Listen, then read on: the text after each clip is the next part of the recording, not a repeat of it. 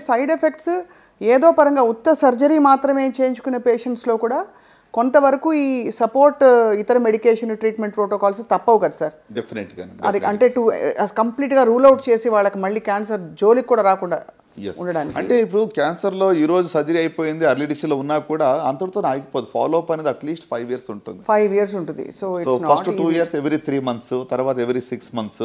అంటే ఒక పర్సన్ని క్యాన్సర్ క్యూర్ అయ్యామని చెప్పాలంటే యూజువల్గా మేము మెడికల్గా వేసుకునే టైంలో ఏంటంటే 5 years. 5 ఏళ్ల వరకు ఎక్కడ రెకరెన్స్ ఉండకూడదు. కరెక్ట్. అంటే రెకరెన్స్ కూడా ఫస్ట్ 2-3 yearsలో ఎక్కువ ఛాన్స్ ఉంటుంది వచ్చేది రావాలి అనుకుంటే. చాలా వరకు ఫస్ట్ 3 yearsలో రాలేదు, 5 years దాకా రాలేదు అంటే అప్పుడు మేము your cured of the disease అని చెప్తూ ఉంటాం. అందుకే ఇప్పుడు మెడికల్ లాంగ్వేజ్లో 5 year సర్వైవల్ రేట్స్ అని మాట్లాడతాం దేనికన్నా కూడా. So the data is all about 5 year survival. అంటే 5 years వరకు రాలేదు అంటే ఇక ముందు వచ్చే అవకాశాలు చాలా తక్కువ అని అర్థం. వెరీ రేర్లీ కొంతమందిలో 10 ఏళ్ళకి కూడా వచ్చిన వాళ్ళు, 20 ఏళ్ళకి కూడా వచ్చిన వాళ్ళు కూడా మేము చూస్తాం, బట్ ఇట్స్ వెరీ రేర్.